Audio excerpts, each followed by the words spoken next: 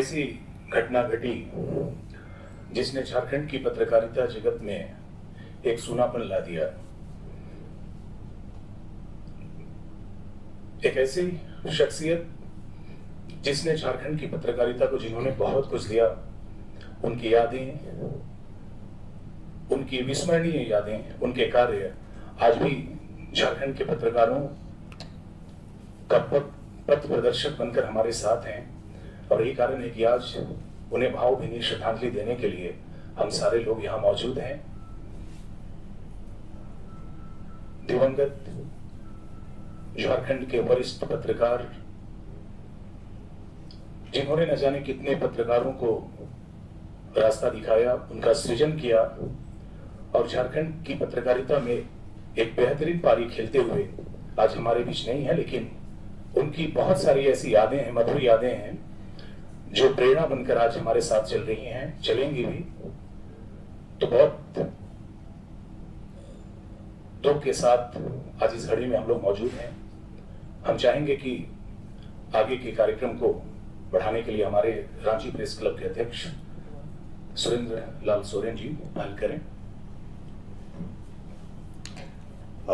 ये एक ऐसी घड़ी है कि मैं आप लोगों का प्रेस क्लब में स्वागत भी नहीं कर सकता, आप लोगों को अभिवादन भी प्रेषित नहीं कर सकता, क्योंकि हम लोगों ने अपने बीच के एक अभिभावक को खोया है। मैं हमेशा हरिनारायण सर को अभिभावक के रूप में ही देखता था। कभी अपने संपादक के रूप में या अपने सीनियर्स के रूप में मैंने कभी उनमें वो छवि नहीं देखी। मैंने हमेशा उनके हाव भाव में, उनके व्यक्तित्व में अपने अभिभावक को ही देखा।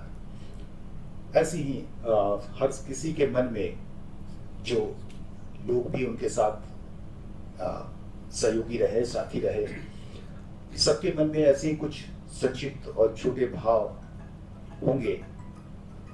और हम जो लोग उनके साथ काम नहीं कर पाए, वो भी उनके व्यक्तित्व को जानना चाहेंगे, क्योंकि ऐसा व्यक्तित्व मुझे आने वाले दिनों में अपने बीच उस तरह के, उससे बेहतर हो सकते हैं, उससे कमतर हो सकते हैं। और मैं हमेशा इस बात का जिक्र करता हूं कि हरिनारायण सर के जैसा कोई नहीं हो सकता। पत्रकार बहुत अच्छे, बड़े, नामचीन हो सकते हैं, लेकिन वैसे नहीं हो सकते जैसे हरिनारायण जी थे। मैं आप लोगों से ये गुजारिश करूंगा कि उनके व्यक्तित्व पर, उनके योगदान पर, पत्रकारिता के प्रति उनकी डेडिकेशन को हम लोग आज यहाँ एक दूसरे के साथ शेयर करें और हम इसके बाद उस दिवंगत आत्मा को श्रद्धांजलि देकर उनको स्वर्गारोहण में सहभागी बनेंगे। सबसे सीनियर मुझे यहाँ 2-3 लोग दिखाई दे रहे हैं। सबसे पहले मैं आग्रह करूंगा अनुज जी से कि चूंकि सबसे लंबा वक्त शायद अनुज जी ने उनके साथ बिताया है, तो अनुज जी इस खालीपन को किस रूप में देखते हैं और पत्रकारिता में वैसा कोई बनने की, उनके अनुसरण, उनके रास्ते को अनुसरण करने की कोशिश करे, यह मैं आपके शब्दों से बयां होना सुनना चाहता हूं। साथियों, हरि भाई के बारे में बोलना जब है तो 2-4 मिनट में कुछ होने को नहीं है, फिर भी हम समय का ख्याल करेंगे। रांची में जब वो आए 1989 में रविवार से आए, उस समय प्रभात खबर में आए, हम वहां पर थे, काम करते थे। तो कहिए कि उस समय से उनके साथ लगातार रहे जब तक वो दूसरे अखबार में न चले गए। तो ये वो संबंध था। तो हमने किस रूप में उनको देखा, 2-3-4 घटनाओं से जोड़कर करेंगे हैं कि हरि भाई में हम लोग हरि जी, हरिनारायण सिंह जी, वो सब नहीं, हम सबों के मेरे लिए हो हरि भाई बस।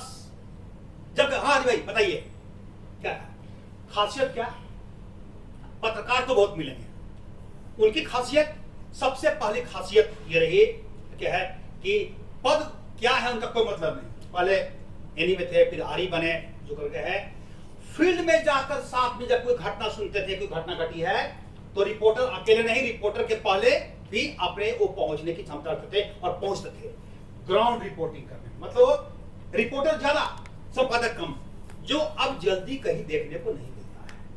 पहले गुण उदाहरण के तौर पर देंगे, और ये आप में से बहुत कम लोग जानते होंगे, उसमें क्या है कि खुद वो टाइप करते थे। पहले सियाट्रॉनिक्स मशीन होती थी है, और उसमें जो टाइप होता था करके जो आपके ऑपरेटर करते थे, ऑपरेटर से कई गुना तेजी से वो करते थे। उसका लाभ क्या मिलता था, जब कभी अखबार लेट होने लगे तो खुद कमान संभाल लेते थे। और उसका एक उदाहरण है, गिद्दी में एक घटना घटी थी, 91 के आसपास की घटना होगी, एक आध साल आसपास का होगा है, रेलीगढ़ा में 8-9 लोग मारे गए थे। क्लास में माले का था और एमसीसी का संघर्ष था करता था। खबर मिली रात में 11 बजे निकले हम लोग, यहाँ से चलते हैं स्पॉट पे जाने का था। अरे भाई थे, हम थे, रजता थे, वाईएन झा भी गए। यहाँ से हम लोग चले बीआईटी के पास, जब जा रहे हैं तो जो पुल है वो पुल जाम था। फिर वहां से बैक हुए और ये पतरातू होते हुए वहां पर गए, किसी तरह के पहुंचे उस जगह। सुबह है, हमको लगता कि 2:30 बज गया वहां पे पहुंचते जो हालत था। वहां से कवरेज कर लौटे, तब तक यहाँ पे लगभग 4 बजे के आसपास का समय था। अखबार तो रोक के रखा गया है। अखबार में जब कहा कि अखबार रोकना है, खबर को है, वो बोले कोई नहीं है, कोई बाकी जो लोग गए थे रिपोर्टिंग में, कोई नहीं बनाएगा, हम बैठते हैं। और मुश्किल से 8 या 9 मिनट समय लिए होंगे। 8 या 9 मिनट के अंदर में रेडी कंपोज कर पहले ब्रोमाइड होता है, ब्रोमाइड निकालने के लिए चला गया। और अखबार उस दिन का अखबार हिट हुआ, क्योंकि सबसे लेट तक की खबर को आप ले रहे हैं, इतना क्यों नहीं? तो क्या था है ये कि हम तुम कंपोज करो, जाकर इसको कर सकते हैं मोर्चा लेना, चाहे न्यूज का हो या किसी को। एक दूसरा, पत्रकारों के लिए हमेशा खड़ा होना। आमतौर पर क्या होता है कि अच्छा हुआ तो संपादक का, और गड़बड़ी हुई तो अब कौन लिखा है, चलो जितना नियम कानून है सब फंस गया, गर्दन फंसा। हरि भाई पत्रकारों के लिए लड़ने वाले व्यक्ति थे, पत्रकारों के लिए उसके साथ खड़े होते थे। न्यूज छप गया, उसको ओन करते थे कि हम संपादक हैं, हम ओन करते हैं, और वो करते थे। ये दूसरा अद्भुत गुण। तीसरा, बहुत ही शांत स्वभाव के। हम जितना उलट, मेरे बारे में जितना हम आक्रामक थे उस समय दिनों, अब तो सब खत्म हो गया है, अब तो उनका है। और उतना ही हरि भाई शांत तरीके से मामले को सुलझाते हैं। चौथा, आपसे के ऊपर प्रेशर नहीं बनाएंगे, लेकिन कैसे काम लेना है, पीठ पर हाथ रखकर ऐसे कर है, और उसको वो काम बहुत तरीके से करते थे। तो उसको ग्रुप करते थे। सामाजिक जीवन की बात करेंगे आप हैं तो जितने भी कार्यक्रम होते, कहीं पर भी अपने एम्प्लॉय के बारे में कहीं हो रहा है, तो ये नहीं देखते कि कैसे वहां जाए, समय नहीं है। उदाहरण देते हैं कि हम लोग यहाँ अखबार पार्टी में है, थोड़ा भी नहीं है। हम लोग यहाँ एक थे जयनंदन, जमशेदपुर में अभिटा हुए हैं, उनकी शादी थी जमशेदपुर में। आप सोचिए, आप यहाँ पर वक्त चलना है तो नहीं, अखबार निकाल के चलेंगे। अखबार निकाल कर रांची से हम लोग है, और अखबार मतलब 11 बजे नहीं, हम लोग है लगभग 12 बजे के आसपास वहां से 12 साढ़े 12 बजे रात को यहाँ से निकले। बोले कि हर हाल में जाएंगे वहां पे। हम लोग गए, और उसमें रांची टाटा रोड ऐसा नहीं था, वो 4 घंटा 5 घंटा चल रहा है। एक मिस्टर कार में पूरा हम लोग भर कर 5-6 लोग घुस कर गए, वहां गए, मड़वा में गए। तब तक शादी एकदम सिंदूरदान का प्रोसेस शुरू होने वाला था। वहां गए, रस्म अदा किए, जो भी था वहां पर मौजूद की हम लोग आ गए हैं, और उसका तुरंत वहां से बोले कि चलो अखबार तो निकालना है। हम लोग वहां से तुरंत निकल गए। तो ऐसी अनेक घटना, मतलब उतने मेहनती। अच्छा, हमने समझते हैं कि घर में कभी वो समय दे पाते थे, घर का जो दायित्व भाभी संभालती थी, अपना घर देता है, इसलिए कि वो तो 11 साढ़े 11 बजे तक दफ्तर आ गए, यहाँ पर है, और रात में 2:30 और 3 के बीच में निकाल कर देते हैं। तो ये उनका है। तो क्या सीखे? नई पीढ़ी को जो पत्रकारिता में है, उनको जानना चाहिए कि विनम्रता क्या है। अभी हम लोग में क्या होता है, एग्रेसिव है, किसी को गदाना नहीं है, उसमें हुआ करता था। लेकिन संपादक होने के नाते वो किसी के खिलाफ, हमको नहीं लगता है कि किसी को निकाले होंगे। अनेक ऐसे अवसर आए, हम बता रहे हैं अपने बारे में, जब हमसे भी हम लोग उलझ गए, हरिभाई की बात को नहीं माना, नहीं सुनेंगे, कहा उस वक्त दौड़ता है, लेकिन कभी कार्रवाई नहीं की। उन्होंने समझाया कि देखो तुमको ये काम करना है, आगे बढ़ना है तो ऐसे पेश करो तरीके से। आज की तारीख में आप उलझ के देख लीजिए अपने बॉस से क्या होता है, दूसरे का दिन काम कर पाइए कि नहीं कर पाए गारंटी नहीं है। ये माहौल किसी एक अखबार नहीं चले, हर जगह ही होता है। तो ये उनसे सीखना चाहिए हरिभाई से, उनके जो काम थे हैं कि कितना आपको कितनी मेहनत करनी पड़ती है, आपको फील्ड में जाना पड़ेगा। उससे तो व्हाट्सएप हुआ भी नहीं करता था, आपको जाकर रिपोर्टिंग करेंगे। मोर्चा जब दुर्घटना हुई थी, ट्रेन एक्सीडेंट हुई थी, एक्सीडेंट हुआ था पलामू में, तो क्या था, ताजुब करेंगे आप लोग हैं कि एक कहां गए, नहीं बिल्कुल नहीं, है? आप कंटिन्यू रहिए। हम सिर्फ बता रहे हैं घटना से, और ये सब घटना को आप वेरीफाई करते रहिए। कोई बोले कि नहीं आप तो हरिभाई है नहीं, कौन काटेगा सबसे, नहीं, उदाहरण देते हैं किस तरीके से क्या जुनून था उनके अंदर पत्रकारिता का, उसका एक उदाहरण देते हैं। घटना आई कि 200 लोग ट्रेन में मर गए, पहुंचा गया अखबार में, डाक एडिशन में छप गया, लग के है। और जब ये छपने के लिए तो हरिया बोले क्या मुझे, हम उस वक्त इंचार्ज हुआ करते थे कि हम लोग को चलना भी चाहिए डाल्टनगंज, विदेश बोले तब भी हाँ चलिए, हम भी अकेले थे, शादी ब्याह हुआ नहीं था, एक रूम में रहना है, भोरे हम भी आते थे, यही मदर कैंटीन में खाना पीना था, सब कुछ है। तो हम हाँ चलना चाहिए, तो कल चलते हैं। हम लोग कल का है, अरे कल का दिन चल के है, अभी चलते हैं। तो अभी कैसे होगा, हम लोग गाड़ी जा रही है जीप, हाँ चलो रुको गाड़ी को। जो गाड़ी अखबार लेकर पहले जीप जाता था, तो जीप को रुकवाया गया, रुको। वो भी घर कोई फोन था नहीं, उसमें घर में होगा। उसी समय वहीं पर उसी जीप में बैठ के हम लोग यहाँ से है, सोचिए संपादक, अखबार के संपादक उसी जीप में बैठे, यहाँ से हम लोग हैं भाई, दोनों लोग यहाँ से गए डाल्टनगंज। सुबह कब तक हो गई, अखबार गिरा, फिर दूसरी गाड़ी से हम लोग चले गए गढ़वा, वहां से रिपोर्टिंग कर फिर आए डाल्टनगंज के ऑफिस से मैटर कंपोज किए और यहाँ भेज दिए हैं। और फिर शाम में हम लोग यहाँ पहुंचे, और फिर घर वो नहीं गए, घर नहीं गए, वो भी वहीं पर, और उसमें तक कोई ब्रश नहीं कर रहा है, ऐसे ही चल रहा है, जो मिल जा रहा है खाने के लिए है। और वहां बैठकर फिर निकाले, रांची का अखबार निकला, यहाँ पर सेकंड डे निकला है, तब घर गए। ये हुआ डेडिकेशन, ये है भाई। तो आप सोचिए, जिस अखबार का संपादक खुद लीड लेता हो, उसमें से करता हो, तो बाकी जो कलीग होते हैं, जो लोग वही होते हैं, उनके अंदर में कितना उत्साह आता है। तो ये सीखना चाहिए हम लोग को है। मैंने बार बार कहा कि विनम्रता, बहुत शांति से काम करने वाला, कोई जल्दीबाजी नहीं है। किसी के टैलेंट को पहचानना, कौन सा नट किस रिंच से खुलेगा, इसका उनको पूरा अनुभव, मतलब किस आदमी को कौन सा बिट दिया जाए, क्लिक करेगा, सही व्यक्ति को सही जगह बैठाना, और किस तरह उससे काम लिया जाए। अनेक लोग ऐसे मिलते थे उन दिनों में, जिनसे काम लेना आसान काम नहीं था, वो समझ में नहीं करते। उन्होंने बहुत तरीके से काम लिया, एक व्यक्ति को। हर आज सीनियर पद पर जितने लोग बैठे हैं, उनको गढ़ने में हरिभाई की बहुत बड़ी भूमिका रही। और एक और है, दो सुझाव देते हैं मैं घर पे कि आप क्या करना चाहिए। आज लोग बैठे गए, उसका चर्चा खत्म नहीं। विरले व्यक्ति होंगे हरिभाई जैसा संपादक, पत्रकार बहुत कम मिलते हैं। ऐसा नहीं कि किन्हीं का जो न रहे हम लोग यही भाषा, नहीं, ये अद्भुत व्यक्ति अंदर में किसी के बारे में धारणा बनाकर नहीं रखने वाले हैं, है ना। ये देखिए, ये आदमी को तो नाप लो, ये मेरा वो काम नहीं किया था, इसका तो दिया इंक्रीमेंट, इसका तो दिया प्रमोशन, कभी नहीं। आपको जो भी होगा धीरे से बोल देंगे, तुमको ये सुधार करना है। और आपको आगे के पनिशमेंट के बारे में वो जल्दी सोचते ही नहीं थे। रिवार्ड की जब बात होती थी तो आपके कर्मों को देखते थे। तो ऐसा व्यक्ति जो न्यूट्रल होकर देखता था।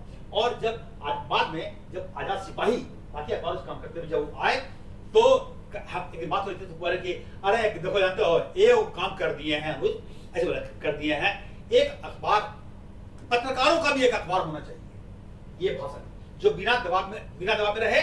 और उसमें कई लोग, क्या होता है कि कई ऐसे अवसर आते हैं जो अखबार से अलग हो जाते हैं, कोई रिटायर होता है, किसी को निकाल देता है, तो वो सब की स्थिति कभी खराब ना हो, उसके लिए हम उस टीम से, उन लोगों से हम एक टीम बना रहे हैं। ये उनका कहना था।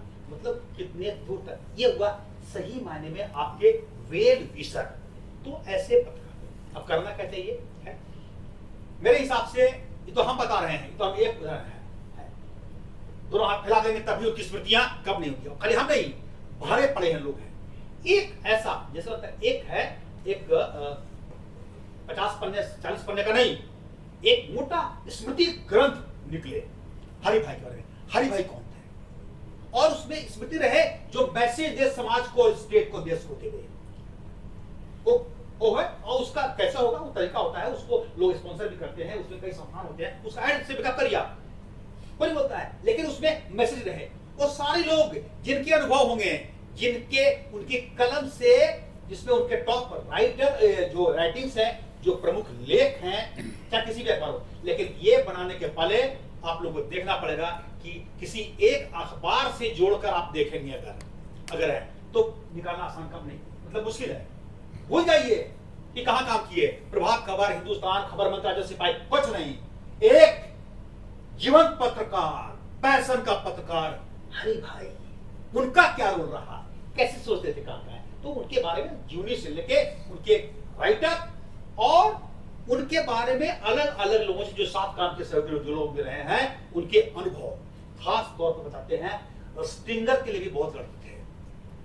जो लोग भी बाहर के हैं, काम कर रहे हैं, उनको कैसे दो पैसा मिले, कैसे उनका नाम जाए, ये बहुत वो ख्याल करते हैं। तो सबों की जुड़ी हुई स्मृति जुड़ी है, उसको करते हुए करेंगे तो एक अच्छी जानकारी मिलेगी और एक मैसेज जाएगा पत्रकारिता जगत को।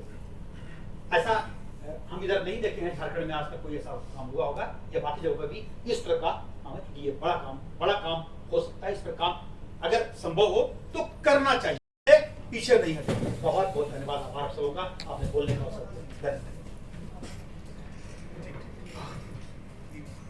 इतनी देर खड़ा, अगर हमारे बस में बात होती तो हम लोग हरि भैया को भी रोक लेते कि सर अभी मत जाइए। आपको और यहाँ इस सभागार में मौजूद लोगों को मैं ये आश्वस्त करना चाहता हूँ और अपने मित्रों से, अपने खासकर अपने कार्यकारिणी के सदस्यों से ये आग्रह करते हुए मैं अपनी इच्छा व्यक्त कर रहा हूँ। मेरी इच्छा है कि इस सभागार का नाम हरिनारायण सिंह सभागार के नाम से हो। ये मैं आज प्रस्तावित करता हूँ और हम लोग अगली बैठक में इस पर निर्णय ले सकेंगे। और दूसरा कि इस प्रेस क्लब को गढ़ने में उनकी भी एक बड़ी अहम भूमिका रही है। तो प्रेस क्लब के संस्थापक जो कमेटी रही है, फर्स्ट कमेटी रही, उस कमेटी के तमाम लोगों का नाम, एक नाम बोर्ड जो है, जो हायरकी वाली बोर्ड लगी हुई है, वहाँ लगेगी। मेरा यह प्रयास होगा और बहुत जल्द मैं वो बोर्ड लगवाऊंगा ताकि हरिनारायण जी के नाम हमेशा के लिए अमर हो जाए। और इस प्रेस क्लब में उनकी जो दिलचस्पी मैं देखता था, वो मुझसे ही बात करते थे और पूछते थे और प्रेस क्लब में कैसा चल रहा है, हम बताते थे भैया ऐसा है, जो भी चीज़ें थी मैं उनसे शेयर करता था। अच्छा ठीक है, तुम ये करो, सोरेन ऐसा करो, मतलब वो हमेशा मार्गदर्शन करते थे। पत्रकार के रूप में तो करते ही थे और प्रेस क्लब के अध्यक्ष के रूप में भी वो हमेशा मुझे मार्गदर्शन करते थे। तो मैं ये सभागार उन्हें समर्पित करूंगा अपने अध्यक्षीय काल में और इस सभागार का नाम उनके नाम पर हम करेंगे। बादल सर हैं और हम शायद सबको ना बोलने का मौका दे पाए, लेकिन जो भी लोग अपनी अभिव्यक्ति रखना चाहेंगे उनको मेरी तरफ से इजाजत होगी कि वो अपनी अभिव्यक्ति रखेंगे हरिनारायण सर के लिए।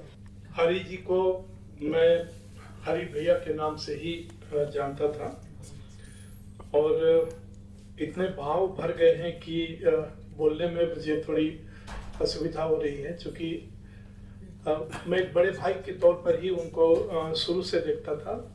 अनुज जी हमारे बहुत पुराने मित्र हैं जो इन्होंने संस्मरण सुनाए। पहले दिन जब वो प्रभात खबर आए थे, उस दिन मैंने उनको देखा किस बिजली की गति से काम करते हुए एक लगभग गन्ना शून्य मैं कहूँगा उस अखबार को कैसे उठाया जाता है, कैसे काम किया जाता है।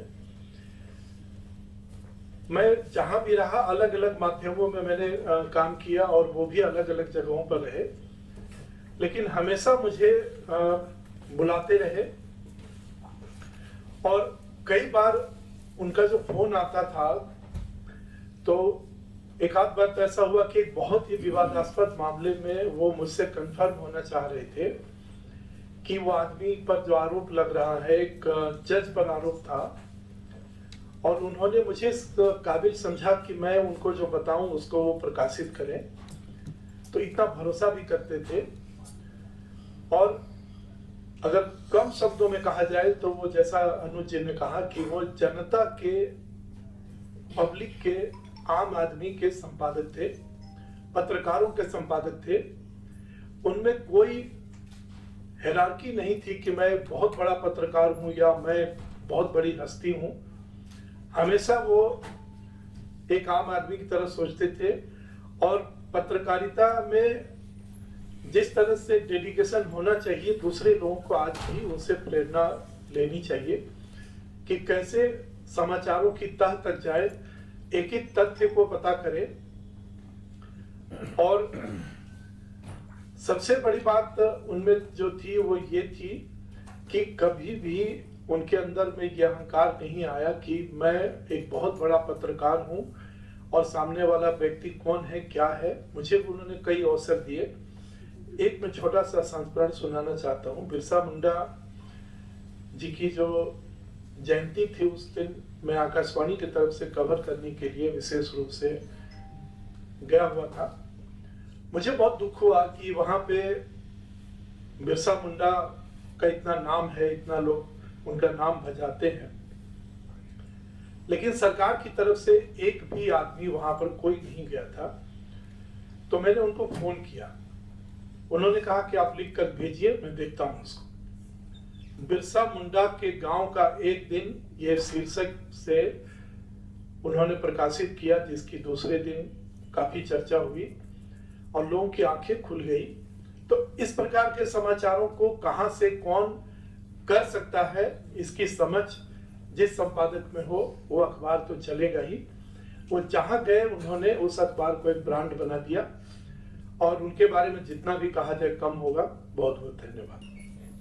नम आंखों से सब निकालते हुए अभिव्यक्ति करना पड़ रहा है कि जब मैं 2003 से ही लगभग उनके दिशा निर्देश के अनुसार कितनी बार हमको प्रमोट किए, वो खुलकर कहा करते थे कि अच्छे काम कर रहे हैं आप, ये कर रहे हैं, खूब पूरा स्पेस वगैरह देने की व्यवस्था करते थे। जगह समय पर उन्होंने हमें गाइडलाइन किया था, और अनेक ऐसे बच्चों को उन्होंने बताया, गरीब बच्चे हों या कुछ हो, बेबाक उन्होंने कहा कि ये बच्चा अनुभवी है, मेहनती है, काफी क्वालिटी है इसमें, थोड़ा इसकी मदद की जाए। और बड़ा प्यार से किसी को भी मदद करते थे, वो तो दिल से लगा अपने परिवार के बच्चों की तरह वो करते थे। हम लोग को काफी दिशा दिखाए, और उनको भी मैं हरी भैया ही कहा करता था। तो उनका जाना हम लोग के लिए बहुत बड़ी क्षति है। और मैं, आप लोग तो काफी उनके साथ काम किए हैं। मैं भी ये कहना चाहता हूँ, मेरे भी दिल से ये बातें निकल रही है कि हर एक साल हरी भैया के नाम से अगर कुछ एजुकेशन में लें या सरकारी नौकरी में जो बच्चे चाहते हों, गरीब हो, तो कम से कम 5 बच्चों को हम 100% निःशुल्क उनके नाम पर पढ़ाने के लिए आप लोगों के जिम्मे ये सौंप रहा हूँ कि हरी भैया के नाम पर वो 5 बच्चे आए, गरीब भाई हो, जो भी हों, जो चाहते हैं उनको 100% निःशुल्क अपनी संस्थान में, NIVM में सरकारी नौकरी, बैंकिंग, SSC जो हम करवाते हैं, उसके लिए उनके नाम से डेडिकेट करना चाहते हैं हम। इन्हीं शब्दों के साथ भावपूर्ण श्रद्धांजलि उनको अर्पण करता हूं मैं। धन्यवाद। धन्यवाद मनोज जी। ये बड़ी ऐतिहासिक काम होगा कि हम हर स्तर के लिए हर क्षेत्र में उनकी उपस्थिति देखेंगे, उनका नाम हम हर जगह मौजूद पाएंगे। बहुत बहुत धन्यवाद मनोज जी। विनय कुमार जी सीनियर जर्नलिस्ट हम लोगों के बीच है, मैं उनसे आग्रह करता हूं कि आप अपनी अभिव्यक्ति कृपया प्रकट करें। दरअसल आज हम लोग हरि जी को याद कर रहे हैं। इनके साथ मेरा लंबा एसोसिएशन रहा। जब प्रभात खबर में आए उसके पहले से हम इनको जानते रहे, क्योंकि हम लोग के जो नवभारत टाइम्स के एग्जीक्यूटिव एडिटर थे सुरेंद्र प्रताप सिंह, जिनको SP सिंह कहते हैं, आज तक जिन्होंने शुरुआत की थी, तो उनके गांव के हरिबाबू थे और उनका कैरियर भी सुरेंद्र प्रताप सिंह जी के साथ शुरू हुआ था। गांव के, अपने गांव जो यूपी का गांव है, उस गांव के सबसे बड़े आदमी एसपी सिंह थे। और जब हरि जी के पिताजी ने उनसे कहा कि इसको बउआ को ले जाओ, और फिर वो ले गए अपने साथ एसपी सिंह जी कलकत्ता, और फिर रविवार में उनको सिखाया, सबसे पहले टाइपिंग सिखाया, फिर पत्रकारिता सिखाया, और फिर पत्रकारिता के गुण सीखने के बाद तो जब रांची आए तो रांची में उनकी उपलब्धियों को तो हम सब लोग जान रहे हैं। उसके बाद अपने गांव में भी एसपी सिंह के बाद सबसे लोकप्रिय आदमी हरि जी बने, यूपी का जो उनका गांव है। सबसे बड़ी बात हरि जी के लिए जो मुझे लगा, खास करके जब झारखंड में हम आए पत्रकारिता करने यहाँ, तो यहाँ के पत्रकारों को समृद्ध बनाने का उन्होंने काम किया। यहाँ के पत्रकारों को पहले बहुत कम राशि मिलती थी, बहुत कम दरमाहा मिलता था, तो अधिक वेतन मिले, उनका जीवन स्तर बेहतर हो, इसके लिए हरि जी को याद किया जाएगा मेरे समझ से यहाँ के जितने पत्रकार हैं। और जिस तरह से हम कहते हैं कि शिबू सोरेन ने फैक्ट्री थे नेताओं को पैदा करने के लिए, तो हरि जी फैक्ट्री थे पत्रकार पैदा करने के लिए। वहाँ अनेकों पत्रकार झारखंड के हर कोने में उन्होंने पैदा किया। तो हरि जी और बड़ा डेडिकेटेड थे काम के प्रति, या उनके जो अद्भुत, चूंकि प्रेस क्लब का जब निर्माण हो रहा था तो जिस कमेटी की चर्चा कर रहे हैं, एडहॉक कमेटी थी, उसके अध्यक्ष थे बलवीर जी, और उसमें हम लोग भी मेंबर थे। शायद कोई एक भी ऐसा मीटिंग नहीं होगा जिसमें हरि जी उपस्थित न हो, जबकि उनकी व्यस्तता बहुत ज्यादा रहती थी, बावजूद समय पर आना, और कोई निर्णय ले लेते थे। सबसे बड़ी बात उनकी खासियत मुझे जो लगी, एक कोई निर्णय ले लेते थे तो उससे पीछे नहीं हटते थे, चाहे परिणाम जो भी हो। एक ही आप लोग भी उस समय याद होगा 2100 मेंबरी फी था, कुछ लोग 1100 का डिमांड कर रहे थे, तो फिर उस निर्णय के साथ थे कि भाई 2100 भी रहेगा और 1100 भी रहेगा, लेकिन 2100 भी जिनको दिया है वो भी मेंबर रहेंगे, ठीक है। 1100 का बाद में उसको किया जाएगा, मेंबर बनाया जाएगा, लेकिन बाद में उससे राशि असूलना नहीं असूलना ये अगली कमेटी को तय करना है। तो उनका एक बड़ा गुण था कि जो निर्णय ले लेते थे उस पर अडिग रहते थे। आजकल के समय में बहुत कम ऐसे लोग हम लोग देखे अपने पत्रकारिता के 40 साल के कैरियर में, जो अपनी बातों पर डटे रहना, और जो पत्रकारिता का गुण है वो तो अद्भुत था। हम गए थे, बीजेपी का कार्य समिति गिरिडीह में था, और गिरिडीह में जो अभी सुदीप सोनू है उन्हीं के, उनका एक बड़ा हॉल था, वहीं पर बीजेपी का कार्य समिति था। हरि जी बैठे रहे लगातार कार्य समिति अंदर, और जो लोग निकल रहे थे उनसे खबर ले रहे थे क्या हो रहा है, एक एक पल की सूचना उनके पास।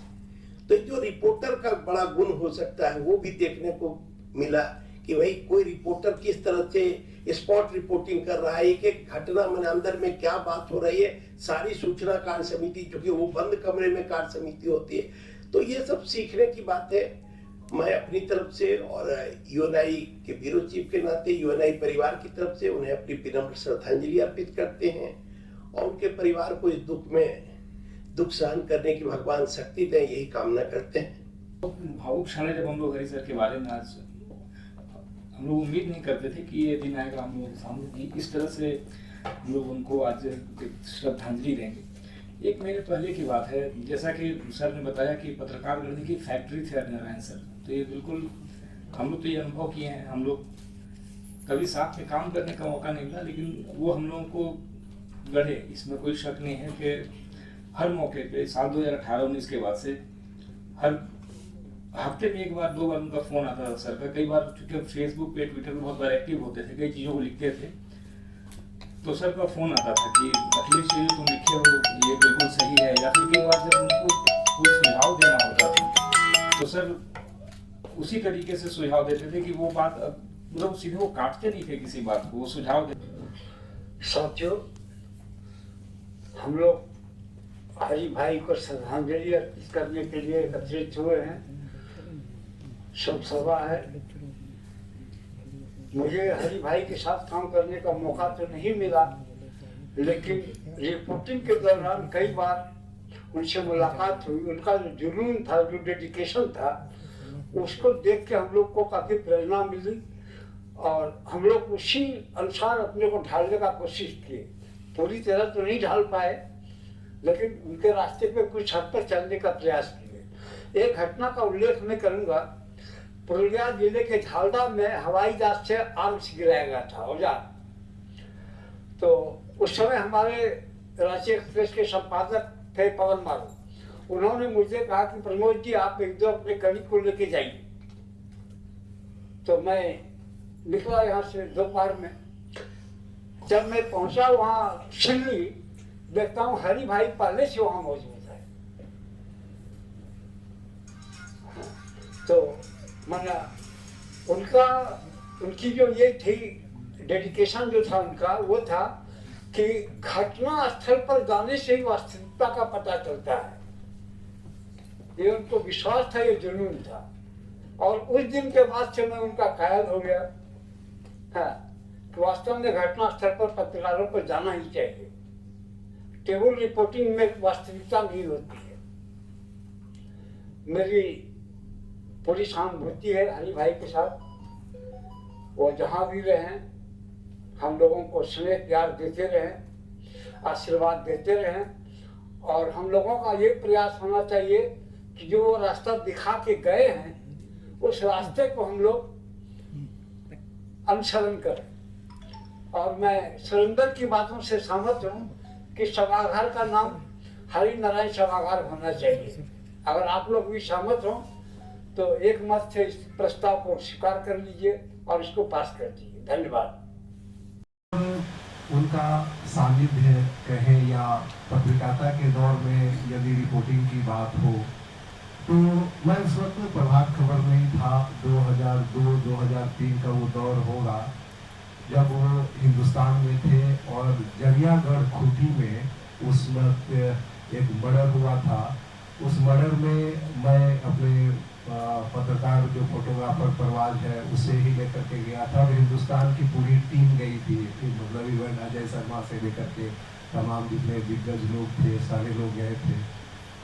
फिर वहीं से जब प्रकाशन हुआ तो विजय भैया ने हमसे कहा कि तुम अकेले गए हो, उधर पूरी हरि जी की टीम गई है, तो तुम कैसे इसको मैनेज करोगे। तब थोड़ा सा अनुज भैया में चिंतित हो गया था कि आखिर ये हो क्या गया। फिर अंतर्मन को साधते हुए कि मैं उतने बड़े व्यक्ति और उनकी टीम्स का सामना तो मैं कर नहीं पाऊंगा, लेकिन फिर भी मैंने अपने विवेक से जो प्रेजेंटेशन दी वो काबिल तारीफ हुई। और आश्चर्य तब हुआ जब उन्होंने मुझे दूसरे दिन फोन करके पूरी रिपोर्टिंग की बधाई दी और बधाई देने के बाद कहा कि तुम हमारे घर आओ, मैं तुमसे कुछ बात करना चाहता हूँ। तो उस समय वो घर पे नहीं मिलते थे, बगल में ही उनका खटाल था। जब मैं पहली बार गया उनके पास तो मैंने देखा कि करीब 10, 12, 15 गाय उनके इर्द गिर्द है। और उस वक्त गंगा, जमुना, सरस्वती, कावेरी जो गौ माता का नाम उन्होंने रखा, वो जो गणित में काम करके वहां से, उस परिस्थिति में उन्होंने कहा कि ठीक है तुम आ ही गए हो तो आज हम ऐसे ही मिलते हैं, फिर कल तुम आना। फिर मैं अगले दिन सुबह गया। लालपुर इनकम टैक्स कॉलोनी से कोकर बहुत ज्यादा दूरी तो थी नहीं। इस आशय में किसी ने मेरे कान में ये भर दिया था कि अब तुम हिंदुस्तान में क्राइम रिपोर्टिंग करोगे। खैर बात हुई, चली, धीरे धीरे जब तक मैं वहां पर जाता तब तक हरि भैया हिंदुस्तान को छोड़ चुके थे। तो ये मेरी विडंबना थी कि मैंने उनके साथ काम करने का कोई जो मुझे मौका मिलना चाहिए था वो मिला नहीं। लेकिन आज भी मैं अपने आप को गौरवान्वित महसूस करता हूँ कि उतने बड़े परम पूज्य, बड़े पिता की तरह, भाई की तरह संबंध देने वाले आज हम लोगों के बीच नहीं है। मैं उन्हें नमन कह करके उन्हें श्रद्धांजलि अर्पित करना चाहता हूं। लेकिन जब तक मैं जीवित रहूंगा और जब तक पत्रकारिता जगत जीवित रहेगा, हरि नारायण सिंह का नाम यूं ही गूंजता रहेगा। धन्यवाद।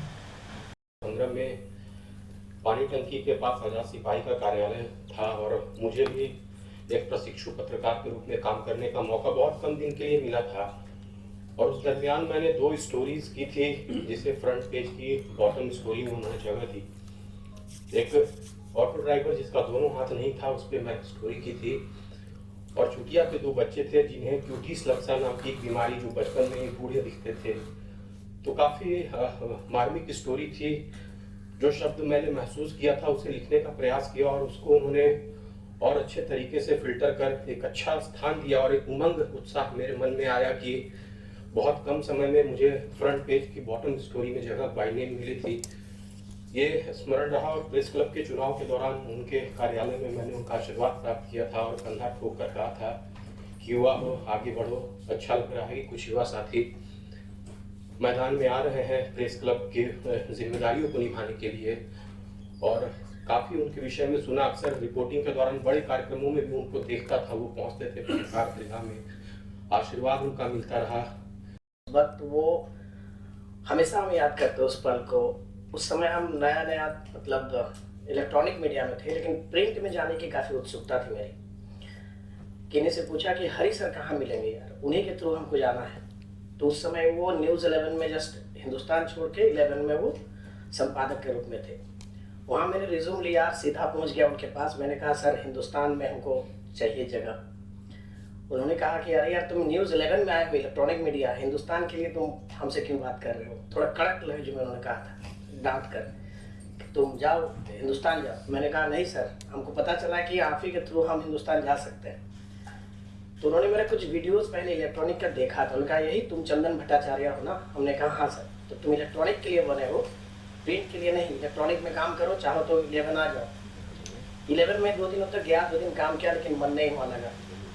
लेकिन आज जो कुछ भी हो इलेक्ट्रॉनिक मीडिया में, आप सबको ही जानते हैं, स्टोरीज चाहे रिपोर्टिंग इलेक्ट्रॉनिक मीडिया में आज भी उन्हीं के चलते उनका जो कहना था कि तुम इलेक्ट्रॉनिक के लिए बने हो, इलेक्ट्रॉनिक में काम करो। और आज अगर मैं स्थापित हो पाया हूँ किसी तरह इस कम समय में, तो सिर्फ और सिर्फ हरी सर की वजह से, कि उन्होंने ही मेरे अंदर डाला था कि तुम सिर्फ इलेक्ट्रॉनिक के लिए बनो। उसके बाद प्रेस क्लब के चुनाव के दौरान उनसे जब मुलाकात हुई, तब उन्होंने वही बात दोहराया, इलेक्ट्रॉनिक में तुम स्थापित हो गया जी, मैंने कहा था ना।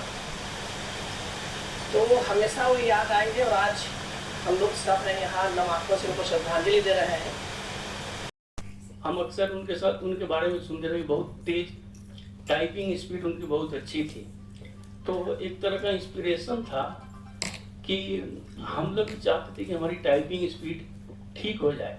ये छोटी सी चीज़ है, लेकिन उनकी तारीफ सुनकर हम लोग खुद को भी निखारते रहे। मैं ज़्यादा कुछ इस अवसर पर नहीं बोल पाऊँगा। उन्हें मैं श्रद्धांजलि देता हूँ, नमन करता हूँ। धन्यवाद। भले ही मेरे पिता शारीरिक रूप से यहाँ मौजूद नहीं है, लेकिन उनके द्वारा दी गई शिक्षा, उनकी ऊर्जा मैं यह महसूस कर रहा हूँ। मेरे पिता हमेशा कहते थे, पत्रकारिता के बारे में ही हमेशा कहा है उन्होंने मेरे से। उन्होंने कहा कि बेटा पत्रकारिता एक ऐसी जिम्मेदारी है, ये सबसे बड़ी जिम्मेदारी होती है। ये जिम्मेदारी समाज और देश के प्रति होती है, और ये जिम्मेदारी इतनी बड़ी होती है कि सांस और शरीर छोड़ना उससे बहुत कई ज्यादा आसान है। करीब जब ये बीमारी का दौर चला पिछले 11 महीने में, वो 2 बातें बार बार दोहराते थे। वो बोलते थे कि बेटा मैं रहूं ना ये रहूं, मैं रहूं या ना रहूं, अखबार निकलनी चाहिए। और चाहे मेरा मृत शरीर ही क्यों न दरवाजे में पड़ा हो, तुम्हारा कर्तव्य रहेगा कि पहले अखबार निकालो, उसके बाद ही मेरा अंतिम संस्कार करो। तो ये बोलते थे तो उसमें दुख बड़ा होता था, लेकिन कभी मैंने सोचा नहीं था कि ये चीज मेरे साथ असल जिंदगी में होगी। जिस दिन मेरे पिता नहीं रहे, उस दिन हम और भैया घाट पे थे। अग्नि देने के बाद मैंने और भैया आपस में बात की कि पापा ये हमेशा कहते थे कि अपने कर्तव्य का पालन करो। तो उस दिन हमने कोशिश की कि उनकी कई बातों पे अमल करें और एक कदम आगे बढ़े। तो जब हम लोग वापस आए तो नीचे ऑफिस है, ऊपर ही हमारा घर है, और हम दोनों को पता था कि मेरे माँ का हालत सही नहीं है, वो ऊपर है, रो रही होंगी। लेकिन पहले हम लोग ऑफिस में ही गए। 2 घंटा हम लोग बैठ के अखबार निकाले, सारा इसके पेज के साथ तब ऊपर गया। मैं बस यही कहना चाहूँगा, वो हमेशा पत्रकारिता को एक धर्म के जैसा देखते थे। वो हमेशा कहते थे, वो सर ने सही कहा कि वो घर पे समय देते थे या ना देते थे कि नहीं देते पता नहीं, तो आपने सही कहा वो घर पे समय नहीं देते थे। वो कहते थे कि मैंने अपने दोनों बेटों को बेड पे सोते हुए बड़ा होते देखा। तो सुबह वो निकलते थे 11 बजे, हम लोग स्कूल में रहते थे। जब वो रात को 2-2:30 बजे आते थे तो हम लोग सोए रहते थे। हम लोग भी कभी कभार महीने में एक बार मुलाकात हो गई 2 घंटे के लिए, तो आपको खाना खाली साथ में वही रहा। लेकिन ये अर्थ के 11 महीने जो वो सिखा के गए हैं। और एक और लोग बात कर रहे, मैं चाहता हूँ कि उनकी कई बातें आपके पास आए। आप लोग तो उनके साथ मेरे से भी ज़्यादा वक्त आप लोगों ने उनके साथ रहा है, तो आप जानते हैं। वो बोले थे कि बेटा पैसा कमाना बहुत आसान होता है, लेकिन संबंध बनाना बहुत कठिन होता है। सामाजिक संबंध बनाना बहुत कठिन है। वो कहते हैं कि जिंदगी में तुम कुछ करो या ना करो, लेकिन मैंने जो संबंध बनाया है बस उसे बरकरार रखो। और स्पष्ट है कि अगर ये काम कर लोगे तो जिंदगी में कभी भी तुम्हें पीछे मुड़ने की जरूरत नहीं पड़ेगी। आज यहाँ आप लोगों के बीच आके मैं उन्हें पूरी तरह से महसूस कर पा रहा हूँ अपने पिता को, और मैं चाहूँगा कि आप लोग सदा हमारे ऊपर अपना आशीर्वाद यूं ही बनाए रखें। और जैसा कि सर ने कहा कि एक किताब निकलनी चाहिए, तो मैं जरूर कहूँगा कि मैं इसके लिए आगे जरूर बढ़ूँगा और आप लोगों के पास आऊँगा, और जो भी आप लोगों की मेमोरीज हैं उनके साथ उसे मैं ज़रूर सुनना चाहूँगा, और उसे आप लोगों की मदद से किस तरीके से वो निकले आगे वो ज़रूर करना चाहूँगा। धन्यवाद।